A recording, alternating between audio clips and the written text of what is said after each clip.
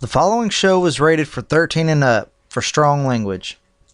Parents may wish to consider whether it should be viewed by those under 13.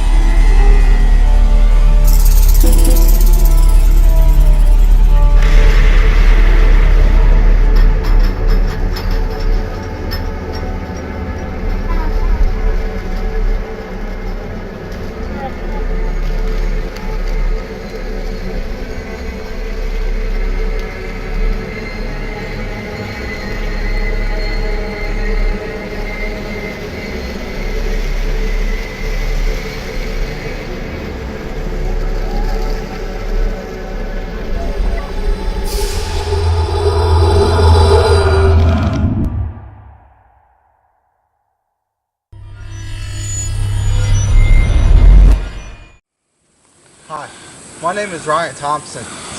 I'm an investigator and cameraman for the Local Legends crew. And this week's episode of Local Legends, we venture into Bethany Cemetery, haunted supposedly by the Lady in White. Tonight, our investigation will include this whole cemetery, and we will try and prove the legend fact or fake. So please, hang with us, and maybe we just might find something. So Mr. Rivard, you mentioned just now the lantern, and please explain on how this painting is involved. Okay, in order to illustrate the series of columns in the ledger, I asked my wife, Ravana, who is an artist, if we couldn't come up with the artist's conception of the White Lady. This is the section of the cemetery out here to the hillside front, which the apparition has been associated on some occasions with a particular gravestone in that upper section of the cemetery, the tallest one there. It's one of the old columnar sorts. It dates to a burial in 1900.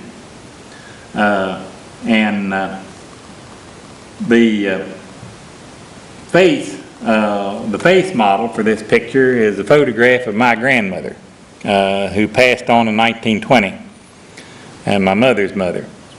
And she would have been a sister-in-law to the lady buried under this particular stone, who is one of our ghost suspects. Okay. So it very well could be in the family somewhere down the line. It could be. Other witnesses that I spoke with, the young lady by the name of Lisa, who still lives in the vicinity here, who related that she and a girlfriend one night were driving eastward this way, and they saw a white transparent shape in the form of a woman in the road. And they stopped, and Lisa said she didn't want to watch. But her companion insisted, no, you keep your eyes open. And the figure floated into this frontal hillside section to the vicinity of this particular grave. Lisa's quite willing to talk about this. Her companion, however, who was more interested in watching that night, won't go there at all. Okay. She, nothing happened. Okay. Say anything. It's just like her mind had just closed to any possibility that what she saw could have been real. There was another story about a fella who is deceased, who told that he was walking by here one night, and it came down off the bank like the figure had when it got in Newell M's car, and jumped on his back and rode him as far down here to the bridge at Owl Hollow. And this fellow was known to get in his cups every once in a while, you know what I mean, and was probably a bit inebriated at the time that happened. And that brings up the story that a fellow by the name of Richard relates, and Richard is still living, but his female companion on this particular evening is not living. Her name was Eva. Well, anyway, Richard and Eva were parked up here, pulled well up into the driveway in the churchyard one night. And there was probably some drinking going on there too. That Richard had dropped the car keys in the floor and was down hunting for them, when suddenly Eva became very distraught, started to scream and take on and to beat on him, and said, "Get the keys and let's get out of here quick." And he saw nothing himself, but Eva claimed that she saw the ghost in the form of the white lady come from around the upper section of the building. But most chillingly, and this is the only instance of this that I've heard, according to Eva, the ghost was headless. There is another fellow by the name of Jack who claims that he and his young friend used to come here at night and watch for this apparition to appear, and they claim that they saw it several times, and that's a little bit of a different wrinkle to the story, because generally people who see the apparition aren't looking for it. They're usually trespassers or interlopers or someone who really has no business being here. And but he says that it was sort of a angel-shaped like thing, a white transparency, and they would see it up in this back hillside section. But he's the fella who'll tell you things, you know, so I don't know how credible he is. You yourself, have you ever encountered this? I've never encountered this. I've been by here hundreds of times in the night. I've been up here on many a dark winter night to turn on the stoves, to have the building warm for Sunday morning services. However, there's one thing consistent about the White Lady. To my knowledge, the White Lady has never appeared to anyone who has a real authoritative connection either to the church or to the cemetery. Okay. So I'm a member of the church. I'm sort of the pastor of the church. I'm a trustee of the cemetery. There are other people who are members of the church and officers of the church and trustees of the cemetery. We don't see this spirit. If it's here, it hides from us.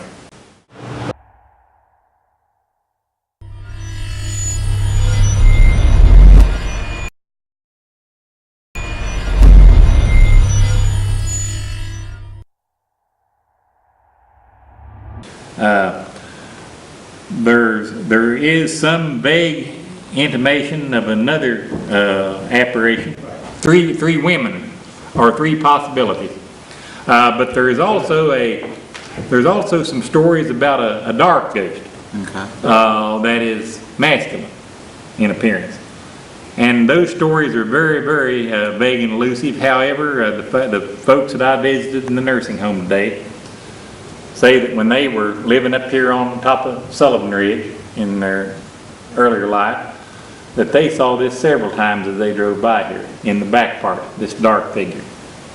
And there would be the difference in this appearing would be that the man at the time was and still is a member of the church. But this is not the White Lady. The most compelling story I haven't related yet, the most compelling witness, is a fellow who'd be around 70 years old now probably and lives over in Ohio. He didn't want to be identified. Most of these people don't want to be identified only by initials, and that's how I identified these people in my article, by initials. But BRC had a career as an electrical contractor. I've never met him, but he seems like a solid fellow. People that I know say that he's a solid fellow. But the story he relates is that when he was 12 years old, that he was already riding a Harley-Davidson motorcycle. And he was living up at Plumville with his grandmother. And he brought a friend of his, who lives on top of Sullivan Ridge, home one night on the motorcycle. And after he left his friend off, he was motoring. He just motored a few yards around the bend and starting down Garrett Run to the vicinity of the lane, goes to the Woods and Wood Farm now, and to the Fleming County Regional Water Commission plant. When he sees a full-figured apparition of a woman in flowing white, such as our rendition in the painting here, emerge from there's a deep holler there right along the road, and emerge up out of that holler, and she was carrying a lantern. And she seemed to be trying to flag him down. And of course he wasn't going to stop. So he just motors on down, and then he put it out of his mind. And I'm just imagining things. And he comes down here on the Cabin Creek Road, and he's coming around the bend here next to the cemetery, and he looks out ahead in the lights of the Harley, and oh, heaven help him. There she was again. She had apparently traveled from the top of the hill, cross country down through the hills and woods. She could have gone down a couple of hollers or a couple of bridge points to get here, and she was emerging from the thicket along the road in the creek. And that I just shut my eyes, he says, and just went on around the bend, and somehow I got around the bend with my eyes shut, and says I rode straight home and wouldn't look back behind me, and says when I got in the garage at Mamaw's, says I sat there for a long time, afraid to get off, afraid that she'd come with me. And but his cousin, D.M., who was staying there with grandmas that night, vividly remembers the evening and the emotional state that BRC was in when he got home. And he still recalls, says neither one of us slept any that night because the bed trembled. We're here at the Bethany Church and Cemetery, where there's rumored to be a lady in white. Now, we found 3 suspects. There is an Elizabeth Hook, Mary Hughes, and apparently there's a woman named Susan, but she's not buried here. She's actually buried on elsewhere, but she had killed someone on the other property that we're getting ready to go to next. And she's rumored to be haunting this place as well. So we've got Lee with us tonight and the crew. We're going to find out. Hopefully we can get to the bottom of exactly who the white lady is, and even if she's here, you know what I mean? So what have you what do you got for us so far, Lee? Right now, I thought that I was being followed. I could hear footsteps in this general area, and of course when I turned around there was nobody there. And right in here, where this tombstone is, I don't know, I haven't gone back to listen to it yet, but it just sounded like somebody told me to get out or leave. Like they didn't want me here. Now, this grave that she's talking about is the man that this Susan had killed is buried here in an unmarked area. Now, this spot is where his father is buried. So,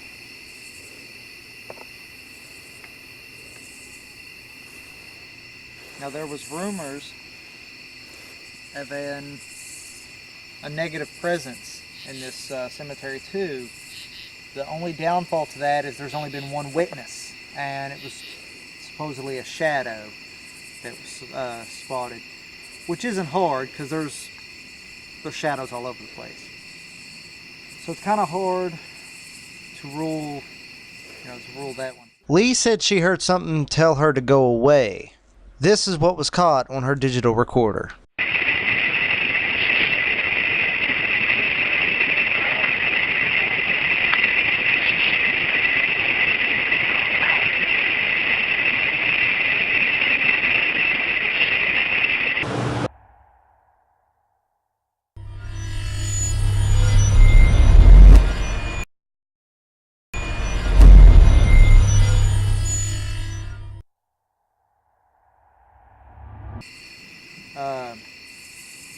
As of right now, we've got the lady in white story, and that's what we're looking for right now. We're focused on that. We're going to try to find out if we can come to come to terms with an identity or whatever, see if we can find some kind of, put a name with the lady in white, find out exactly what people have seen in this cemetery, as well as any other spirits that may be here as well.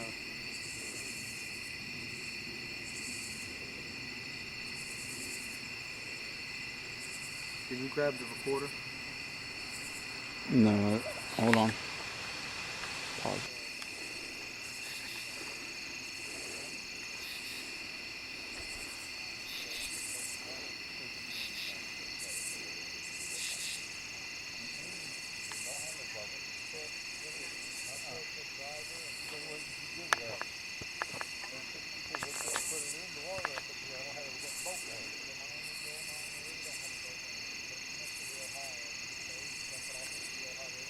sounds like.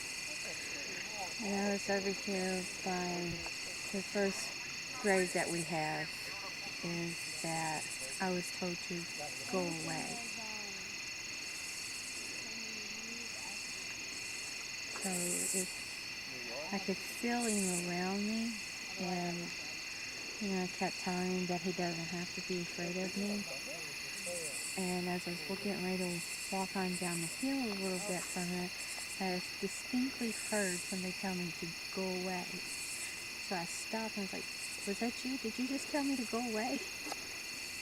And then I heard it one more time. So I'm hoping that the recorder caught it. Fortunately, her recorder did catch it. And here's that recording now. Did you come here and talk to me? I have this recording device in my hand, which enables me to be able to hear you.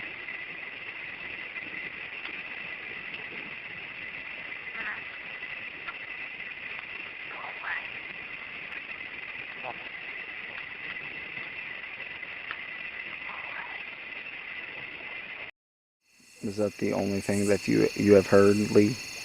Have you felt any other things so far in the short time we've been here so far? When we first started the investigation, I was on the other side of the cemetery, and I kept feeling a lady that was circling around me. And I let her know that, I'm not here to hurt you, I just want to talk to you. And I kept getting this image of this woman. She's a middle-aged woman, and she wasn't very happy. She was curious on why I was here, though. And whenever one of our other investigators asked me about her, I got to describing the woman, and I described her right to a T. So he let me know that, she was kind of unhappy, I guess, in her former life. But that's what I've picked up so far this evening. And real quick, if you don't mind, may you describe her again, please, if you can? She is a middle-aged woman. She would have had kind of short hair. It was gray. It would have been, she had brown hair. Kind of hard to tell, but you could tell that she was a graying woman. And her last name was Burton. Possibly the most fascinating one is number 2. Okay. And it goes back to the early part of the 20th century to the farm up the road here that we own now. It's known as the Wash Garrett place at one time.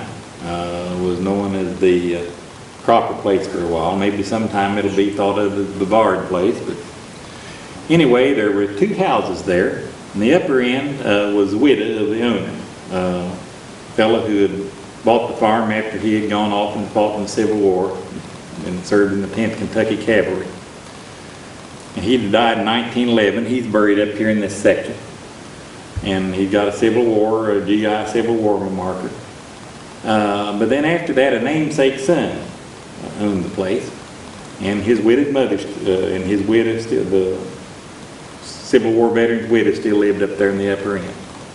There's an old hole there where a well used to be. That's the only trace left of the house. And the son lived farther down this way with his wife and children. The widow had a female companion, a young woman by the name of Susan. And Susan was married and had children, but was estranged for some reason from her husband, and may have been related somewhat to the folks that she was living with. But at any rate, there was bad blood between the younger man's wife and Susan. And conjecture persists after all these years that was because there was something going on between young George, and Susan. And of course the wife would resent that. Well, there was a garden up there around the older lady's house, and the wife was tending that garden. And the rancor was so severe between the women that Susan had gone out and procured herself a revolver. And she was packing to to defend herself against the wife. And they got into quite a row, and it became so heated that Susan decided that she needed to resort to her weapon to defend herself. And she pulls the weapon and fires just as George steps between the two. And he catches the bullet in the heart and is killed instantly. Susan thereafter went bananas, as they say, and fled across the creek and up the point there between the creeks and through the hills. There's a fella who's deceased now who remembers the little boy hearing her screaming and carrying on hysterically up in the hills there behind his house. And they caught up with her up around Poplar Flat in Lewis County. And her case disappears from legal records a few days later when there's a note that she had posted a bond. There's no record of a trial, no record of a sentence, no record of what happened to her, and even the late Dr. William Talley, who was an eminent local historian and researcher and columnist, could never find out what happened to Susan.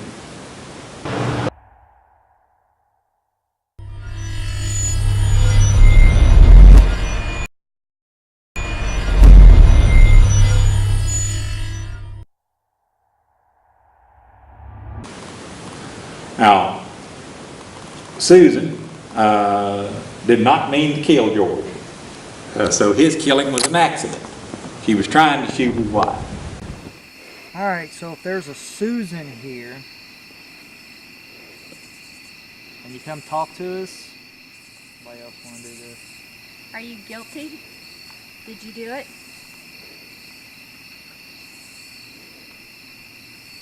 Or was it an accident?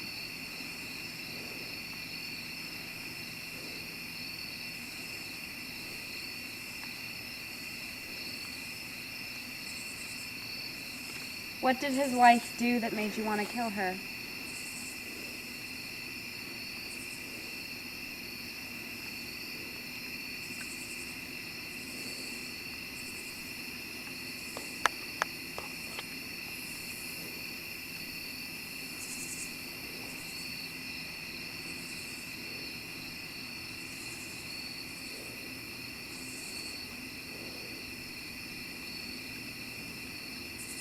Are you sorry?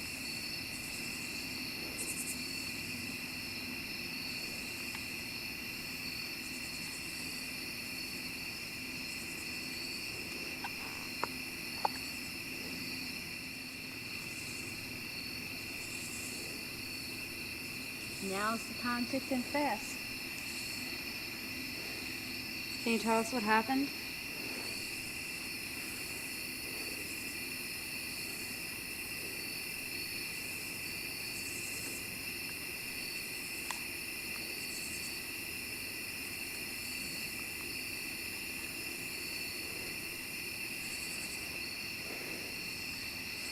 How did you feel when you shot him instead of her?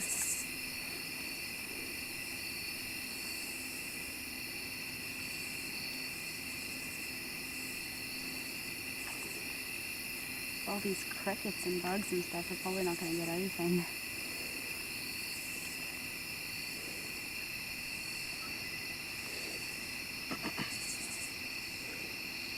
Do you wish you could take it all back?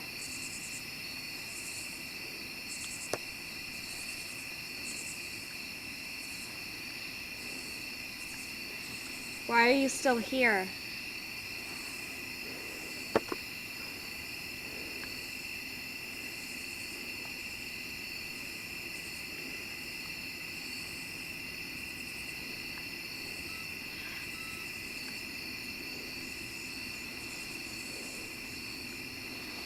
Do you want us to leave?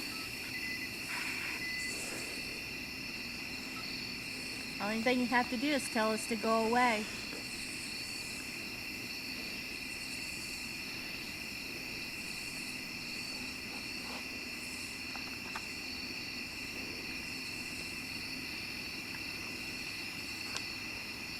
So we continued our EVP session, but other than the go away that we caught earlier, nothing else was caught so far. So what's the deal with the hitchhiking or her jumping in the vehicle or something like that? Well, there have been a couple stories that she jumped into the vehicles. One time she would have jumped in around here and followed somebody to the descent of the old covered bridge, which would be about where she crossed the creek after she killed the guy when she ran off into the hill screaming. And people have reported her getting in the vehicle with them as far as up on Garrett Run, which is about a mile away. I can show you the location, and following all the way past here, other places. That was on a motorcycle that guy had that happen. Really? Yep. Huh. He was also 12 at the time, so. It's that one tombstone thingy over there too, right? That they see her? Yeah. She hadn't been seen at the tombstone for a while, and more than one person admitted that they used to use a trick of the light and a coloration on the tombstone to scare people into seeing the ghost, because in the right light it looked like an apparition instead of a tombstone. So in this spot that we're sitting is where she was mostly seen, right? Well, on up toward the corner. People usually pulled in. They were parking in the parking lot or in the driveway up at the church. And they'd see her moving around the edge of the building. She would have been coming from back in here somewhere. That could have been from anywhere back in here, presumably this side, because why would she have walked up and around if she could have swooped around Alright, so that the way? car- So back in here though? Anywhere back through here would have made sense for her to move around that way. The corner of the building, somewhere around in here is the unmarked grave of the young Garrett man that she killed up there. He's buried near his dad, and he's kept his daddy. No one officially connected to the church or the cemetery has ever had an encounter with the Bethany ghost.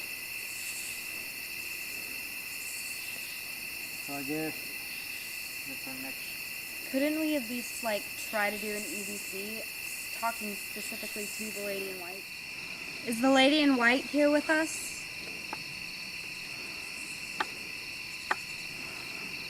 We want to know who you are and why you're still here.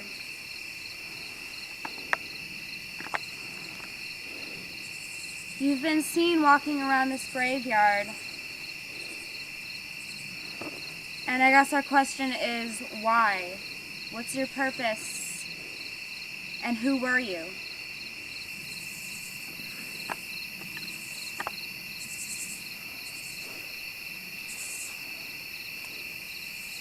Are you buried here?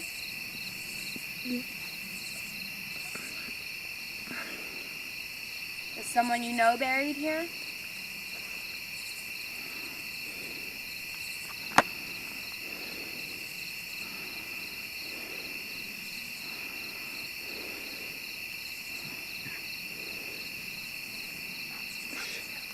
Other people have seen you.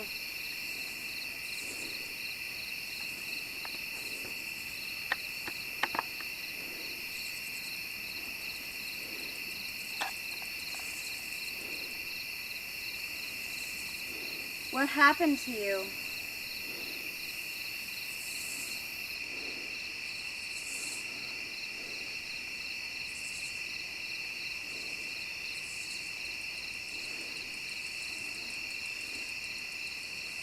Did you do what people said you did?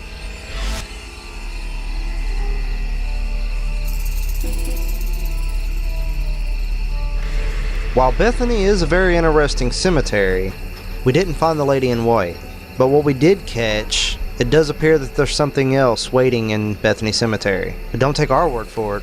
Go check the place out yourself and see if you can spot the lady in white.